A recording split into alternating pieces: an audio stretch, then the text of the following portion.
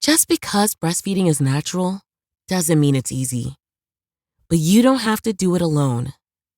That's where the Lactation Network comes in.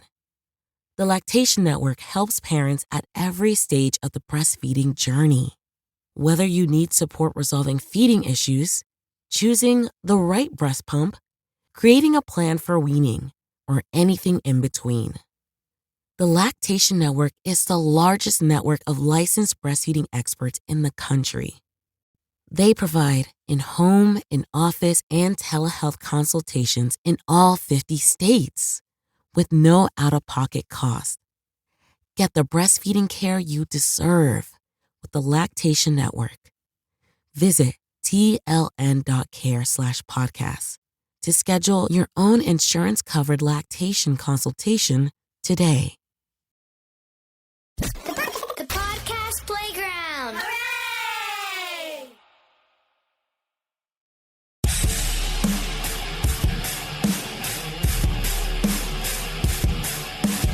Hey, it's Chef Zito. Welcome to another episode of Celebrity Jobber, taking a look at people you may have heard of in the public eye.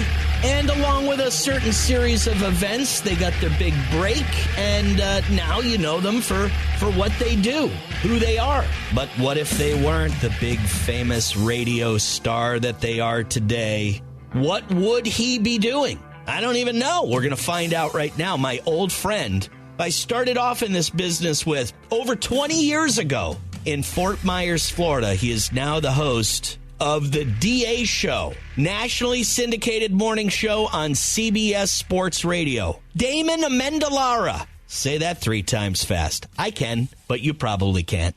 Damon Amendolara, my guest this week on Celebrity Jobber. My man.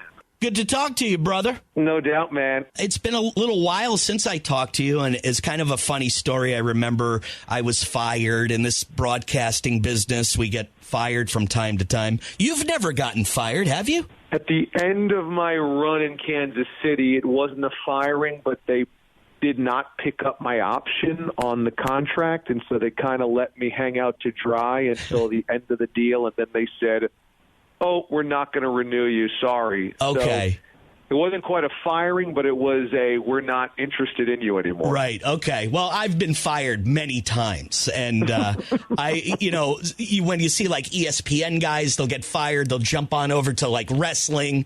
And the same with me. I jumped over to sports talk radio for a minute because, I was offered a job and I told the guy, look, I don't really, I'm a fan of sports, but I'm not like you who breaks down defenses and can really have an in-depth conversation about sports. But I said to myself, wait, I've got this friend, Damon Amendolara. He's on the NFL Network and CBS Sports. So maybe I can call him and get a quick 15-minute segment out of him so I don't have to, show everybody what a dope I am in sports talk. So that's when I first started calling you maybe, 7 or 8 years ago, something like that. And boy, how things have changed for you. I always enjoyed our conversations, Zito. You were good to me right from the jump when I was a 22-year-old snot-nosed kid coming out of college. So I always enjoyed our conversations, brother. Anything you need from me, you know you got it. I love you. And that was a great part of my life, those days that we met. And I recognized you knew what you were doing. This kid comes in from Syracuse University, and he is, wearing his hat backwards, and I can see him on the weekends doing a show, whether it was for a local minor league hockey team or a local minor league baseball team, and I'm watching this guy through the studio going, wow, this guy, he knows what he's doing, and now, here we are, 20 years later, you're now the host of the DA Show, CBS Sports, weekdays from 6 to 10 a.m., the mornings. Back when I was talking to you a little bit a few years ago, it was the overnight shift. That's a rough one, isn't it? You don't know pain and not sleeping and not having a normal life until you've worked an overnight shift for a while, I'm sure. There's listeners of yours that have felt this way, but we were on the air 2 a.m. until 6 a.m. And every day I would come home at 7 a.m. and try to go to sleep. And I lived in a little apartment in New York City. and dump trucks and mail trucks and construction, people on the sidewalk yelling, and I'm trying to sleep in the middle of the day when the rest of the world is awake, and I'm like, this is awful. And I would get to the weekends, and it would be, 10 p.m., 11 p.m., midnight, and I'd be like, okay, let me get a good night's sleep, be rested for the next day. No chance my body is going to sleep. I would pop up in the middle of the night, 2 a.m., my body would not be ready to rest, and so I never felt rested for a full 2 years, and it wore on me so bad. Yeah, you can't get used to it. I did overnight radio in the beginning of my career, and it's like you're an opposite world. And even like you said, on the weekends, I don't care. You're going to bed early, and you've got tinfoil on the windows to help you sleep during the daytime. Yeah. You feel like a drug addict, you know what I mean? That's actually exactly right. There was a point in year number 2, like 18 months into this job. And, of course, I took the job because it was a nationally syndicated shift, and I was on a bunch of affiliates, and this was a dream to go back to New York City. And I would not have ever said no matter what the shift was. But a year and a half into that shift, I remember sitting with my parents, and they were like, you do not look good. And I'm like, I don't feel good. I don't feel good at all. I was like Kramer with Kenny Rogers roasting. I'm like, I'm not sleeping. That red light. Yeah. Yeah, but I mean, look, so when you're doing sports talk radio, you really do, and especially I would assume in the overnights, you're really relying on some listener interaction, are you not? You are, but that's actually the best part of overnights is because we were, especially when you're doing national, because you're talking to people at all hours of their different days. So it was overnight in New York City, and let's just say it was 3 a.m., but that's only 11 p.m. on the West Coast. Okay. Once you get to like 4 a.m., 5 a.m., people are waking up again because they're getting up really early. I mean, now I do a morning show. I wake up at 4 a.m. anyway. So you do get these different lives and different people that you're intersecting with and all these different jobs and types of people, and it is wild. And I always encouraged anybody who's listening, call, interact, tweet, Facebook message, what have you, because I wanted to know what people were doing. And encouraging that interaction was the best thing because you just heard the wackiest type of people doing the wackiest type of things. We once had somebody in Tucson or somewhere in New Mexico call us. I heard a bang. From his roof, right? Yes. I remember. What are you doing? Yes, that's the call. He goes, I'm on my roof. I'm like, you're roofing in the middle of the night? I was like, it's dark. He goes, it's too hot out here in New Mexico to do this during the day, so I got to do it at night. I'm like, wow, okay. And then I heard barking. I said, what's that? He goes, oh, that's my dog. He's up on the roof with me as we listen to you and I roof. I go, you got to be kidding me. What's his name? He said, Cujo. I said, you got a dog named Cujo with you in the middle of the night on the roof as you roof in Tucson or wherever in New Mexico? But this is the type of stories that you would get, and it was so invigorating because you would just have these wacky people and stories all night long. Yeah, I remember listening to it because it was either I was either working nights on the sports station or mornings on a rock station, and I do remember driving into work early in the morning and hearing the guy from Tucson, Arizona, on his roof. And this is a lot of years ago, and I've been listening to you for a long time. I've been following you since, we've known each other, and the journey that you've been on has been incredible. You started out doing, at Syracuse, a broadcasting major, I would assume. Did you know that sports talk radio was what you wanted to do when you were in college? And a side question, did you have a backup plan? Because when you're in college, you want to be a sports radio talk show host, kind of a dream, even though you were at a college like Syracuse that's known for putting out the best in the biz, still had to be in the back of your mind like, okay, if this doesn't work out, well, what else am I going to do? When I told my parents in, I guess it was 9th or 10th grade, hey, I want to be a sports broadcaster, my mom said, okay, that's great. Go ahead and do it. Follow the dream. And my dad said, don't do that. There's no jobs in that. And I was like, come on, Dad.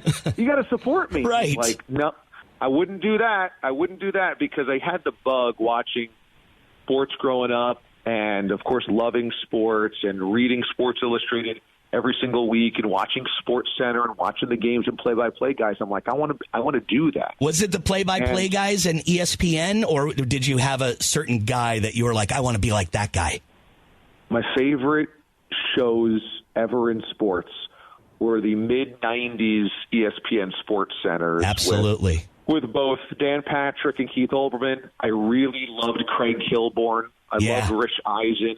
I liked the guys that were clever and smart, could write to highlights, that turned sports from nerdiness into being cool. I mean, those sports centers were cool. Yes, they were. Like, wow, it's not dorky to be a sports guy. It's cool. Those guys are rock stars, and I really wanted to be a Sports Center anchor. This was at the heyday of Sports Center. But I would have really done anything, and so I went to college at Syracuse. They had a good program, but the one thing I didn't want to do was sports talk. I grew up in New York, and the biggest sports talkers were Mike and the Mad Dog. Right. And I would listen to them, and all of these guys around my generation would love them and want to be them. And I said, but I don't talk like either one of them, and I don't think like either one of them. No offense, but there was Mike Francesa with this thick New York accent that was a know-it-all, and I said, that's not who I am. And there was Christopher Mad Dog Russo, who was yelly and yappy and kind of mangled the English language and screamed at callers, and I'm like, that's not who I am either. And so I didn't feel like I fit in that world. Okay. So I didn't go to college wanting to do that, but I did go to college loving radio, and I worked at my student radio station, and we did play-by-play, and we did hosting, and we did updates, and we did sports talk. We did all of this type of stuff, and the production behind radio and the theater of the mind and the intimacy of the medium, I said, I love this. And, of course, had Sports Center called me and been like, we want you to do this, I would have, of course, done it. But at the time, I didn't get any calls for local TV, but I did get a few gigs for radio that ultimately fell through, but they were job offers when I graduated. And then I got that job offer down in Fort Myers, Florida, when you and I worked together, and it was because I had a connection to Tom Abraham, who had worked in Rochester, and I had done some part-time work in Rochester when I was still in school at Syracuse, and he had moved down to Fort Myers and said, hey, we got like 10 hours a week down here doing the pregame and postgame of Arena Football 2. Yeah. Was it the Fire Dragons? What were they called? You remember what they were called? They were the Fire Cats. Fire Cats, yeah. And I didn't even know that was a league. I thought there was a minor league to Arena Football. I thought Arena Football was the minor league. Right. I was so desperate to have a job. I needed to get out of the house. I had been living at home after graduation for 10 months. And I said, Tom, I'm there. And I just packed up my 95 Chevy Lumina, and I threw all the clothes that I had in the back of this thing. And I said, Mom, Dad, I'm out of here. I don't know if this is a full-time job. It might be a seasonal thing. I might be back in a couple of weeks after the season's done, but I got to go try this. Like, was the dream ESPN? Like, if I was talking to Damon Amendolara at Syracuse and you were 20 or 21 years old, what was the ultimate dream? Was it to be sitting next to Dan Patrick and Stuart Scott and doing ESPN? Probably, if I could put myself back in those shoes, probably. But it's interesting, even as I went through college, I'd grown up on SportsCenter in the early to mid-'90s and graduated in 2001. Even by then, the downsizing of local TV had happened, and people were starting to slash local sports budgets. And so that idea of being the local sports guy or being the sports guy in Omaha and then getting to Tampa and then getting to Sports Center was starting to fizzle. And so that drove me a little bit the other way, going, I don't know if I want to hitch my wagon to an industry that is not there, because I'm not going to get to Sports Center in 3 years. I'm going to get there in 10 years, and by then I don't know what this industry looks like. Right. So at that point I started to pivot a little bit and said, well, I really love radio. Let me kind of see where I fit. And one thing that I tell young broadcasters is be ready coming out of college to do anything where you fit in the industry. Because right. People think, well, I want to be Al Michaels, or I want to be Joe Buck, or I want to be Scott Van Pelt, or, pick your, I want to be Maria Taylor. And I always say, you don't know that when you're 22. you should be ready to do anything. And that means be behind the scenes, be a camera person, be a graphics person, be a sound person. Drive the van. Writer. Yeah.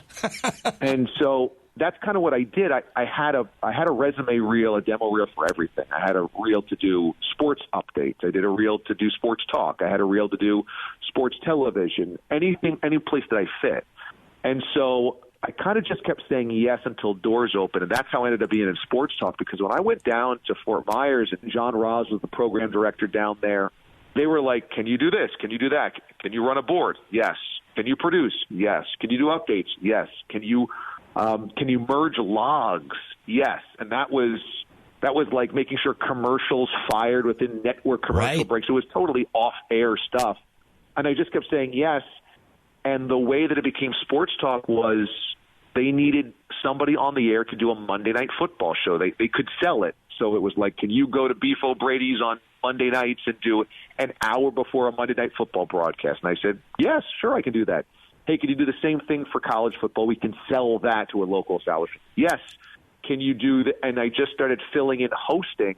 And there was a moment when I was doing those Monday Night Football shows and Tuesday night college football shows where during a commercial break, I put down that headset one time at this local sports bar and said, I really like this because I can create this. Yes. It was an empty canvas for me. It was like, what's the hour need to look like? I get to decide what the hour looks like. That's right. I don't have to call a game.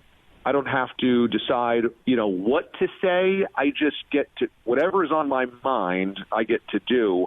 And I fell in love with it and said, this is actually my personality. Wow. And from there, I started to pursue doing a regular talk show every day. And I would just fill in for those guys. Dave Moulton, I would fill in for him doing fill in during the middays. And just on vacation when those guys were out, I would do it. And then 1 year after I was there, they gave me a daily show. And then I was like, oh, wow. And now it's my universe. I'm not in somebody else's universe. I get to create my universe. And it clicked. And it just was like, oh, man, this is actually where I fit best. And you've done this, like I said, for like 20 years out of school, and you have landed at some really great, sports radio stations over the years. I don't even want to go down the list, but you were in Miami, you were in Boston, like you said, Kansas City. You were in some great markets.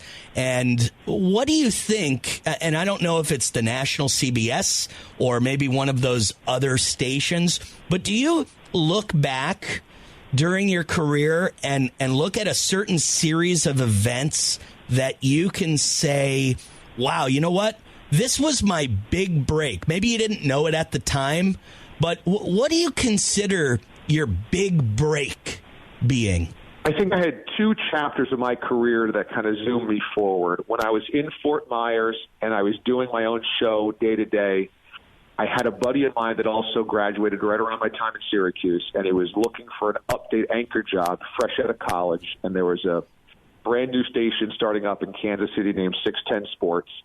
And he sent the tape to them, and they said, we like your tape. Sounds really good. We're looking for update anchors. But do you know a host that could do the lighter side of sports? We're looking for a nighttime show.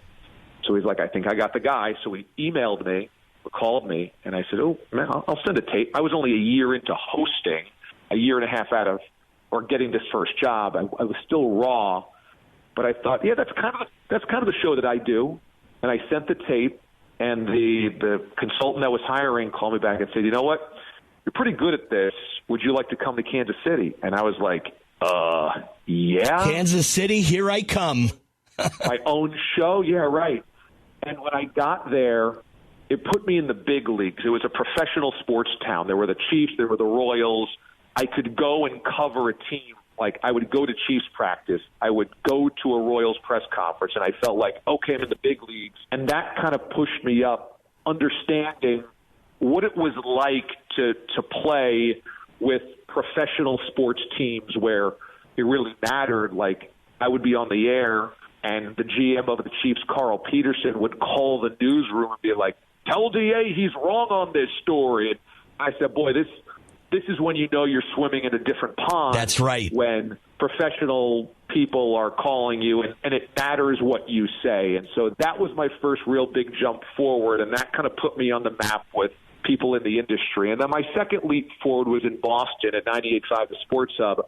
Again, they had launched a new sports radio station, but the traditional sports radio station there, WEDI, had been the superstar for a long time, and we had immediate success as a startup because we were on FM, we had the Bruins and Patriots, and it was a younger, different sound, edgier sound that they had heard, and our numbers skyrocketed quickly, and we were kind of a national sensation as an entire radio station, and are still one of the great success stories in radio, sports radio. Yes. The ratings numbers that the Sports Hub do are just insane. And I was the night show host, the young guy on the totem pole, but I kind of ride the wave. And in Boston, there's 5 professional sports teams. Yes. There is the Bruins, the Celtics, the Patriots, the Red Sox, and then local sports media.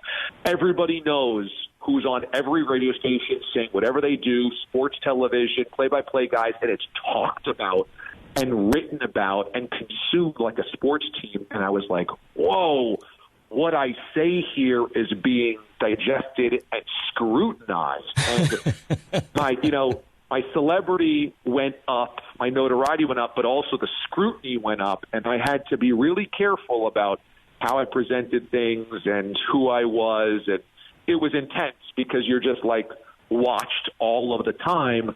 But riding that wave of success pushed me to a different level. So those are the 2 things that I think really advanced me most. And then when you get to a national network level, of course, people have noticed that you're there. But I think those Boston and Kansas City taught me so much about who I was, the show I wanted to do, and put a spotlight on me that I can kind of consider those 2 things my quote big breaks. I could tell you that I first started hearing your name on a national level a couple different places, but the first spot was probably when you got into a little bit of altercation with then Chiefs head coach Herman Edwards.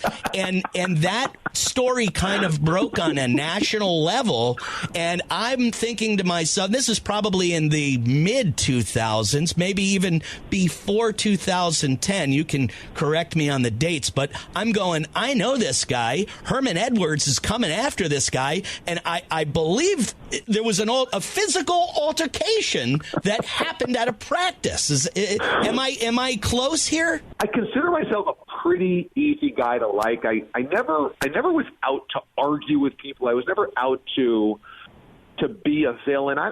That's not who my persona is. No, that's not your thing. No. But being a smartass totally is, and that sometimes gets me into real problems. And so I was on the radio. This was, I think, 2005 or 2006, and I was crushing the Chiefs because in Kansas City the Chiefs were everything, and they had never won anything.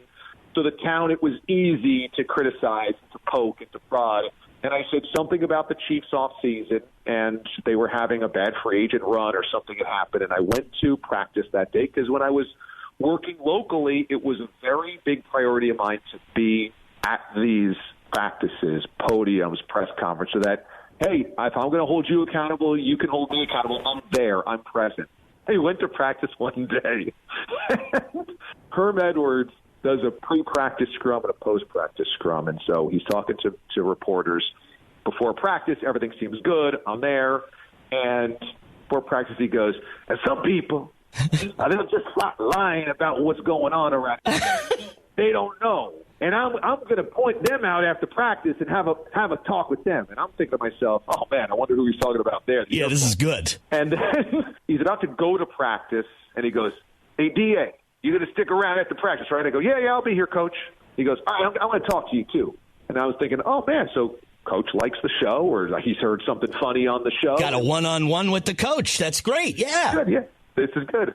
And then after practice breaks, he comes over to me, and he jabs a finger right into my chest plate. And I'm like, oh, this is the bad kind of altercation. And he goes, and this is a direct quote, and I'll never forget it as long as I live. And you can say it, D.A., because this is the Internet. So go ahead and tell me the direct quote.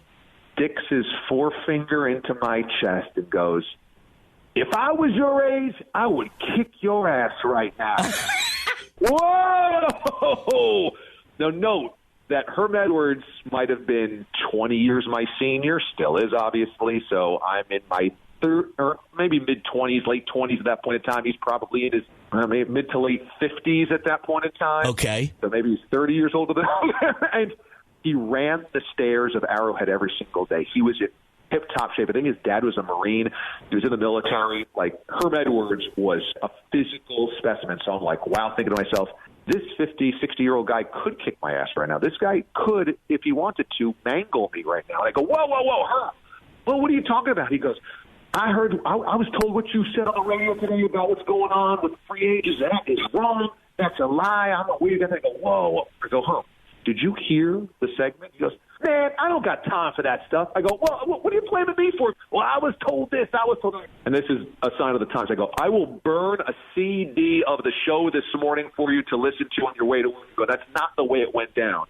So I kind of listened to him bluster his way through frustrations and what he thought was being said, the real stuff that was going on. And I listened to him and I heard him. And what you get from Herm is he was protective of his players. He was protective of what his players were hearing about. But I had sources with the locker room, and I knew kind of what was being said publicly and privately. But he knew he was caught in a bad spot with the front office because he was the face of the franchise, and the front office was doing stuff that we didn't see or hear as fans or the media.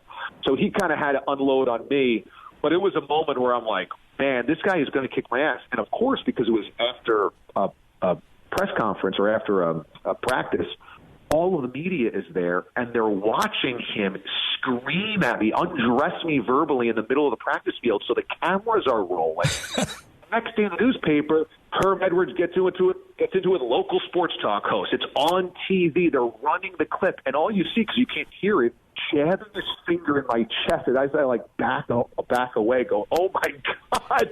And it looked like he was going to assault me. So it probably would have been better had he punched me. I probably could have gotten a good settlement out of the Chiefs. But either way, it was good for my career. Now, another great national story that has brought you into a lot of households was just a few weeks ago, maybe a month ago. I'm on vacation. I am sitting in a beautiful Airbnb on the water in Bradenton. I'm watching the manatees come up, and it was just a beautiful week that I had off. And all of a sudden, TMZ comes on, and I'm always, in our business, we're media junkies. We're always consuming the latest, what's going on. And even though I'm on vacation, I'm plugged in. I'm finding out what's going on. TMZ. Sports talk host producer shits his pants live on the air, and I go, oh, this is great. Let me find out what the hell's going on here. I click the story. It's the DA show, and I go, oh no, don't tell me my friend shit his pants on the air. So I had to go on Twitter and find the segment of what were you guys talking about again? And again, this is a good story, because as I'm watching this on Twitter, I'm cracking up myself trying to hold in a number two. But apparently, your producer, he has to work on his diet a little bit. I shit my pants once at work, DA. I actually sent you a picture. Oh, yeah? I sent you a picture on Twitter. I said, hey, that's not the first guy you ever worked with that shit his pants on the air. But tell me the backstory on how the DA show ends up on TMZ after your producer shit his pants on the air. Yeah. The story was the Seahawks were traveling to London, and the Seahawks mascot tweeted out that he was doing high knees during the trip to London. And this was clearly making fun of Russell Wilson, who had said he did the same thing when the Broncos had to travel to London. So we were talking about how disrespectful it is when your own mascot makes fun of you. I mean, Russell Wilson was the face of the Broncos, or the face of the Seahawks, and the freaking Seahawk himself is making fun of Russell Wilson. Oh, boy. We're like, man, you are really lame when that happened. Yeah, so that's low. We started discussing, what that meant, and my producer, Mraz, goes, I mean, that's like the Philly Fanatic taking a dump on Mike Schmidt's chest. That was it. And I was like, I said, well, that's a visual, and I just started cracking up. I go, is that what the Philly Fanatic does?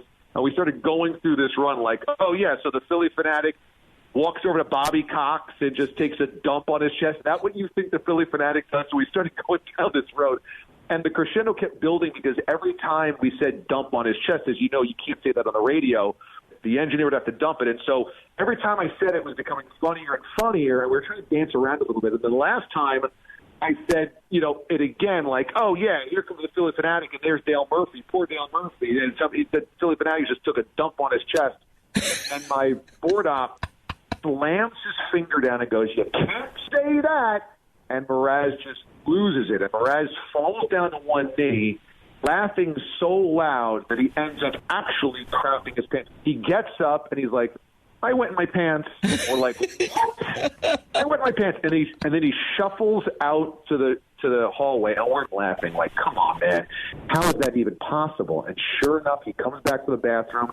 The whole back of his pants are wet, soiled, and we're going, you've got to be kidding me. And so that clip, just went viral. And as you said, TMZ picked it up, all these different outlets. And the whole day you could just Google radio producer poops himself or whatever. And sure enough, that clip was everywhere. And I said, this is what my show is known for, is the producer shitting himself on the air. Better that than I mean, it was classic, though. I mean, again, it brought such a smile to my face going, this is my buddy here. This is fantastic. I got a couple little tears.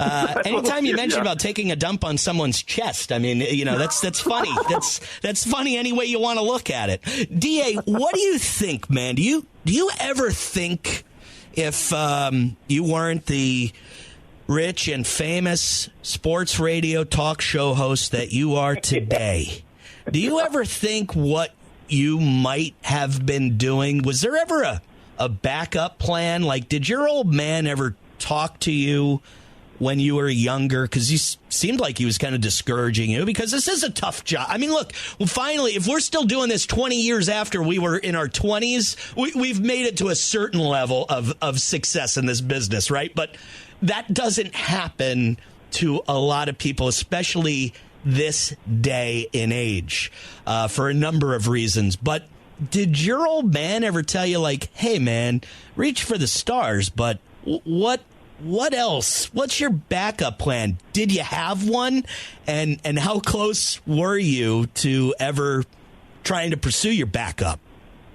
So the reason I wanted to do sports media so badly, work in something that I loved, was because I saw my dad every day wake up when it was dark and come back home when it was dark and drive an hour and a half into the city every single day. We grew up outside of New York City. And he busted his hump for 25 years. And I'm like, I can't do that.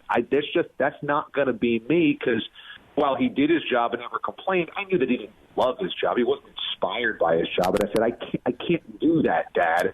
So while my dad had my best intentions at heart, best interest at heart, by saying, hey, there's not a lot of jobs in sports media. It's tough. I don't want to see you kind of like waste your life chasing something that's not going to happen. He also never gave me an alternative. So I don't know what type of advice he really was trying to give me besides don't do that. Okay, Dad, well, what should I do? So I didn't really have a backup. I was driven by passion, and I didn't put blinders on and say I can only do this. But I did think that if I just showed my heart and my work ethic, there would be a job somewhere. And again, it didn't have to be on the air. If it was behind the scenes, it was behind the scenes. I was willing to do anything in the sphere to be available, be a good employee, and work my tail off. So it could have been DA, a producer at a news station where you're holding the camera. It could have been any kind of behind the scenes in media. I think so. I think that had on air not worked, I would have just found a spot in the space of the industry that it did work. But I oftentimes, ironically, think about it now. What would I do if this dried up? Because, we see this industry shifting dramatically every day. What we're doing right now is a podcast that really didn't exist 10 years ago. And what happens to sports radio? What happens to podcasts? What's the next iteration? What's the next iteration of sports television? How digital does everything go? How broken up does everything go? I mean, so I'm always thinking about that. And it taps into my love of hosting. I like people coming to my space and I throw the party, which is what my sports talk show is. I would love to, if this dried up, I would love to open up a barbecue joint. And this is something. Okay. That's not what I was expecting. I thought you were going to say. I thought you were saying host a game show or a barbecue joint. Yes, barbecue joint. I love barbecue, and part of this is that I went to Kansas City and was around the greatest barbecue on earth. Sure I was in the mecca of barbecue, and so I was always around amateur smokers. They would have their smokers. They didn't own restaurants or chains or anything, but everybody in Kansas City knows how to smoke a rack of ribs. So I was around this great barbecue, and I always loved the vibe of this kind of low-key, no frills, great food. You go, you have a beer and a pulled pork sandwich, and, like, you're just comfortable, and the food is amazing, and it's a vibe. You know, when you go to a great barbecue joint, it's a vibe. And I always felt like I love barbecue. I absolutely love it. I love hosting, and if you came into my restaurant, it would have, like, good old-fashioned soul music on, and the sauce would be delicious, and the vibe would be friendly, and, like, it would be just a place where you can kind of just get away. I would love to partner with you in this endeavor. Okay, so when our media careers completely fizzle out in about, 6 months or so, let's get into it. Okay. You're not kidding. and I'm into it. So I have a smoker in the backyard, but it's one of those where you don't set the temperature electronically. There's no remote control. I'm doing it old school. This is just basically a metal barrel. I chop my own wood. I clean it. I put it in the bottom of this. I get the smoke on. I throw the rack of ribs on, and it's just pure fire and wood and meat. And I love it, and I love inviting people over. And I just think sharing those moments today more than ever, where everyone's on their phone, everybody's pulled in a million different directions. When you get to sit down with food and other people, it's a really great bonding experience. We kind of get to dial down a little bit. That actually is my dream. Wow. If this didn't work out, it would be that. That's really cool. Two Italian guys owning a barbecue place. See how I've already inserted myself into your dream. You know, I've always said, like, I'm one coattail away from being a real big star. So, I mean, I'm thinking ahead in the future. What was your very first job, DA? Do you remember your first job that you got paid for? Was it outside of the industry? What was your first gig? Yeah, two of my first two jobs outside the industry. One was a camp counselor when I was in high school. I can see this for some reason. You are a nice guy. You seem like a camp counselor. Summer camp counselor. It was like like summer camp for kids. So we did hikes and we did arts and crafts and stuff. But I love being outdoors. I grew up in the outdoors, and that was a fun thing. And then my second job outside of the industry I was a lifeguard. I was second lifeguard. Second one I've had on this show. First job was a lifeguard. You're behind another radio guy, Orlando and the Freak Show from Tampa Bay, Florida. He's there you go. He's a big gentleman too, big guy, and he was a lifeguard. First job. Wow. I thought that it would be such a fun job. I'm like, oh man, I get to sit outside, work on my tan. Yeah. Get to read a book, read the paper, and get paid for it. And then I realized, because I was stationed at a condo with hyper-vigilant parents, and they were like, why aren't you watching my kids? And they would complain to my bosses, and this guy is not paying attention anymore. And I said, this is not the pressure that I really wanted here. I was trying to work on my tan this summer, and you're trying to make me watch a pool full of 7-year-olds? It's not what I'm into. You're a babysitter. In retrospect, I was very unreliable, as said lifeguard. I could always swim, though. My dad, that was a big priority of his when we were growing up. We had a pool, and he was like, every one of the kids needs to know how to swim early. We're not going to let them, not know how to swim. So I was always a good swimmer, but I I didn't think that I was supposed to work when I was at the pool. I thought it was my time. Oh man, that's good stuff, man. I got to tell you, we pick up right where we left off, even if it was 5-6 years ago, whatever it is. It takes me all the way back to the times that we worked together in Fort Myers, Florida, over 20 years ago, and it was a fun time. It was a fun station. It was a great experience, and it was great getting to know you there. And I mean this from the bottom of my heart. I am so proud of you when I see you online, or I hear about you on TMZ for your producer shitting his pants. Whatever it is, I am so proud of what you've become. You deserve it. You worked hard. And, it's one of those things, people in broadcasting, these kids come out today, and they start driving the van and they go, hey, I want to do this. I want to be a sports talk show host, just like this guy or this guy. And they're, it's like, hey, look, I got to tell you, there's a lot of work that goes into this. And talk to you, because how it took this many years to get where you are today. And it definitely paid off for you.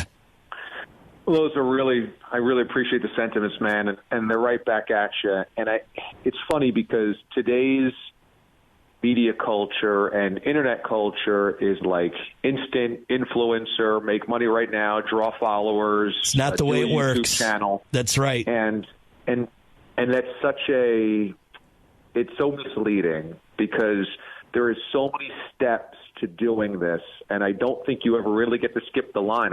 Even today, I don't think it works that way. And going to Fort Myers and having to work at that level and work shifts. And I mean, my salary down there was $18,000 a year. That was an annual salary. That was it, right?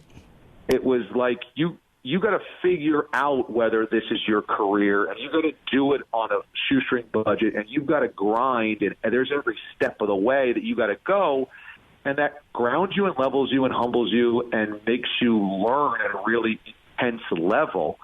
And I just think you really need it. But I'll say this, when I was down there, it's the best first job I could have ever had, because there were guys like you that I felt were colleagues and support versus competition and kind of begrudging, like, oh, what's this young guy doing? And when I think back, I look at the industry and I think it's pretty cutthroat, but I was really fortunate to have guys like you around, and you guys were in the next studio, 99X. That's right. And it was like, those guys are on my wavelength, and they don't look at me as some snot-nosed punk. Like you were always really supportive, and you would laugh, and you would, give some advice, and that goes a million miles when somebody like me is just doing it for the first time. So that space that we were in the early 2000s in that little building, I'll never, ever forget, and I cherish to this day. And that station I worked at, 99X, I coined the positioning statement for the station, the mothership of new rock, which I know you ripped off from me, but it's okay. But it's okay. I just want you to know it's okay. I'm flattered.